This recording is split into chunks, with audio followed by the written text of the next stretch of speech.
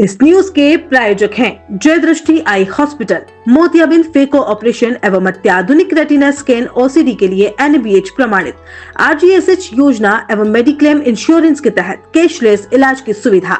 जय दृष्टि eye hospital, Sardarpura, Udaipur. कहते हैं जुर्म कितना भी शातिर क्यों न हो, कानून की पकड़ से बच नहीं सकता।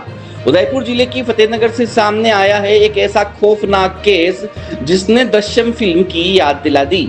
लेकिन असल जिंदगी की इस स्क्रिप्ट में हीरो कोई एक्टर नहीं, बल्कि वो पुलिस अफसर है जिसने हड्डियों की राख से भी सच निकाल कर दिखाया।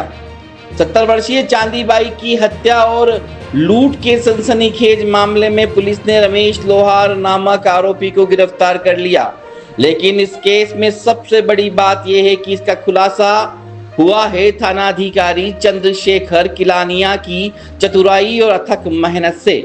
फिल्म दृश्यम और टीवी शो क्राइम पेट्रोल से प्रेरित होकर आरोपी ने इस वारदात को अंजाम दिया था, पर एक बात वह भूल गया, ये असल जिंदगी है और यहाँ कानून का कैमरा हर वक्त चालू रहता है। चांदीबाई 22 फरवरी को एक वैन में जाते हुए आखिरी बार देखी गई थी। परिवार की शिकायत के बाद केस की जिम्मेदारी ली फतेहनगर थानाधिकारी चंद्रशेखर किलानिया ने और शुरू की एक जांच जिसमें तकनीकी, डिजिटल और खुफिया सभी स्तरों पर बारीकी से काम किया गया। आरोपी रमेश ने पूछताछ में कबूल किया कि उसने वृद्धा की हत्या कर शव को जलाया और अवशेषों को गोसुंडा बांध में फेंक दिया था। पुलिस ने न सिर्फ वारदात में प्रयुक्त वैन, लोहे का पाना, गैस गन और लूटा गया जेवर बरामद किया, बल्कि DNA जांच से यह भी पुख्ता कर दिया कि मिले अवशेष चांदीबाई के ही हैं। इस केस के हर पेच को सुलझाने में थानाधिकारी चंद्रशेखर किलानिया ने जिस सूझबूझ, समर्पण और प्रोफेशनलिज्म का परिचय दिया, वह वाकई में काबिले तारीफ है। थानाधिकारी चंद्रशेखर किलानिया ने साबित कर दिया कि अगर इरादा मजबूत हो तो फिल्मी ट्रिक्स भी कानून के हाथों से नहीं बच सकती। फतेहनगर पुलिस की इस कामयाबी ने न सिर्फ चांदीबाई के परिवार को न्याय दिलाया, बल्कि आम जन का भरोसा भी कानून पर और मजबूत किया है। देखिए, फतेहनगर थाने में फरवरी माह में एक महिला चांदीबाई की एक MPR दर्ज हुई थी। चांदीबाई बेसिकली ढोलक बजा के अपना जीवन यापन करती थी और अकेले रहती थी। इसी महिला का MPR दर्ज होने के पश्चात जांच के दौरान यह पता लगा कि इस महिला का अपहरण किया गया और अपहरण बेसिकली एक रमेश लोहार ने लूट के इरादे से इसका अपहरण किया। अपहरण करके और लूटने के उद्देश्य से और साक्ष्यों को मिटाने के लिए और किस तरह से अपराध से बच जाए, उस दृष्टि से उसने दृश्यम फिल्म और क्राइम पेट्रोल देख करके किस तरह से साक्ष्यों को मिटाया और मिटा करके इस पूरे जघन्य हत्याकांड से अपने आप को बचाने का प्रयास किया। लेकिन मनीष कुमार जो IPS ऑफिसर हैं, मावली के अभी प्रेजेंट में सहायक पुलिस आयुक्त हैं, जो इस केस के अनुसंधान अधिकारी रहे, उन्होंने पूरी तत्परता से साइंटिफिक इन्वेस्टिगेशन करके किस तरह से इस पूरे मर्डर का खुलासा किया। चांदीबाई को इंसाफ मिल गया और आरोपी को कानून का सजा देने वाला कटघरा। इस केस ने साबित किया फिल्मी चालें पुलिस की असलियत के सामने बोनी है। थानाधिकारी चंद्रशेखर किलानिया की मेहनत को सलाम और इस केस से जुड़ा हर सबक हम सब के लिए भी जरूरी है।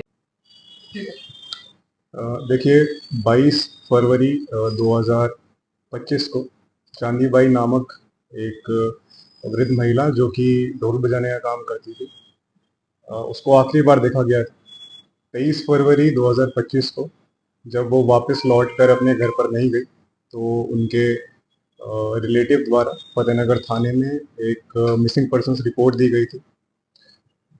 2 माह तक पुलिस ने छानबीन करी, परंतु कुछ इसमें फैक्ट नहीं सामने आने के उपरांत मार्फत CO ऑफिस के एक FIR दर्ज करवाई गई थी शक के बिना पर, जब कुछ ऐसे फैक्ट सामने आए थे कि कोई सिल्वर वैन, मारुति वैन लेकर कोई व्यक्ति आया था और उसके साथ चांदीबाई जा सकती है। इस कड़ी को पकड़ करके हमने आगे इन्वेस्टिगेशन स्टार्ट किया और काफ़ी साइंटिफिक एविडेंस जब हमने लिए, टेक्निकल एनालिसिस किया, तो ये निकल कर के आया कि जो सिल्वर वैन थी वो एक रमेश लोहार नाम के व्यक्ति की थी, और आखिरी बार 22 फरवरी 2025 को रमेश लोहार के साथ ही चांदीबाई को देखा गया था। उसके बाद कुछ टेक्निकल एनालिसिस किया गया और चांदीबाई और रमेश लोहार की जो लोकेशन थी वो सेम जगह पर आने पर हमारी जो इन्वेस्टिगेशन थी वो रमेश लोहार पे केंद्रित हुई। उससे हमने साइंटिफिकली पूछताछ करी, तो उसके बाद उसने कई खुलासे किए। उसने ये बताया कि वो दृश्यम मूवी से प्रभावित होकर के और क्राइम पेट्रोल जैसे जो सीरियल्स है उससे प्रभावित होकर के उसने 9 जनवरी को एक ये प्लान बनाया था।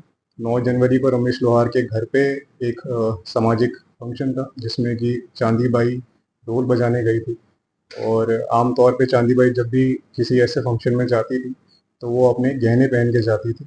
9 जनवरी को जब रमेश लोहार ने चांदीबाई को देखा तो उसने रॉब करने का, उस लूट करने का और हत्या करने का प्लान बनाया।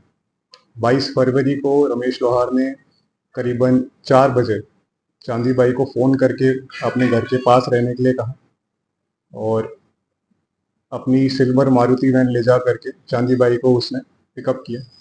पिकअप करने के बाद करीबन 4 घंटे वो चांदीबाई को अपने वैन में लेकर के घूमा। वैन में लेकर के घूमने के बाद जब अंधेरा हो गया, अंधेरा होने के पश्चात फतेहनगर चुंडावत खेड़ी के पास जा करके उसने लोहे के पाने से चांदीबाई के सर पे हमला किया।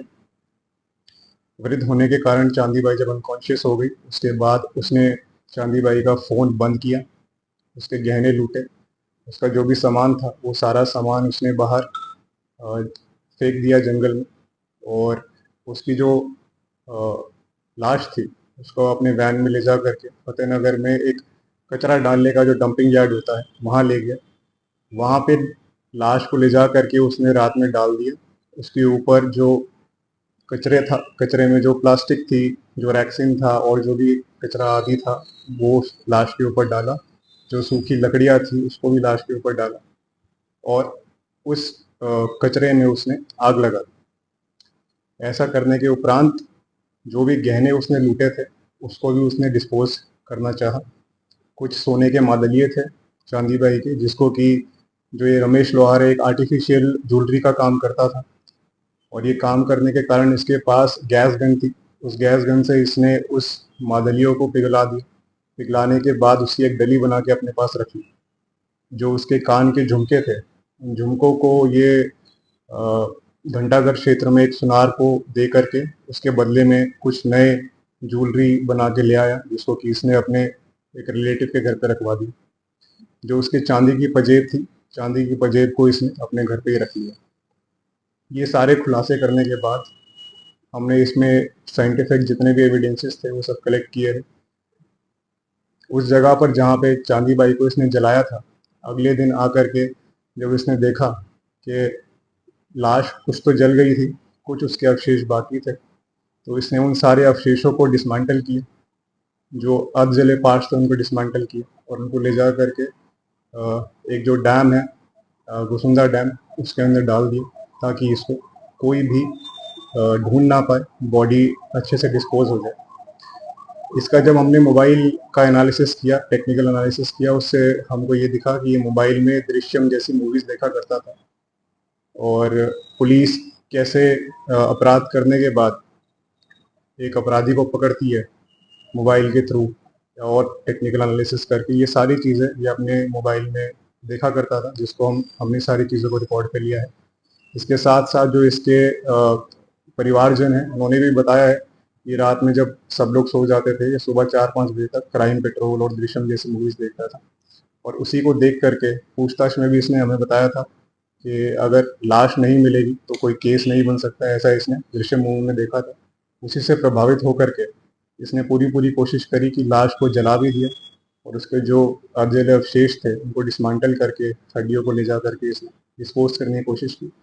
परंतु साइंटिफिक इन्वेस्टिगेशन के दौरान हमें कुछ पार्ट्स, कुछ स्कल के पार्ट्स उस जगह पर मिले थे। उनको हमने चांदीबाई के जो इंडिस्प्यूटेबल हेयर सैंपल्स थे जो कि हमको उनके बेड से मिले थे, उससे हमने डीएनए मैचिंग के लिए भेजा और उसका डीएनए मैच हो गया है, जिससे कि इस बात की पुष्टि हो गई कि वो जो स्कल के सैंपल्स मिले थे वो चांदी बाई के थे और उसकी हत्या रमेश लोहार ने ही की। सर इसका आपराधिक रिकॉर्ड पुराना जी हाँ, एक एक इसका मुकदमा पहले से है, एक बलात्कार का मुकदमा है जिसमें ये जेल भी जा करके आया है। हाँ जी, बहुत चुनौतीपूर्ण इसलिए रहा क्योंकि 2 महीने पहले की घटना थी। 23 तारीख को इसने उसकी जो लाश थी उसको ले जा करके डंप यार्ड में डाला था और वहाँ पे आग लगाई थी और इसकी सूचना बाद में हमारे पास आई, एफआईआर भी बाद में हुई, तो साक्ष्य एकत्रित करना काफ़ी मुश्किल था। और जैसे कि मैंने आपको पहले भी बताया कि इसने बॉडी डिस्पोज करने के लिए बॉडी को पहले जला भी दिया था। जलाने के बाद जो अधजले अवशेष थे उनको डिसमेंटल किया, बॉडी से हड्डियाँ उठाई और वो सब भी इसने फेंक दी।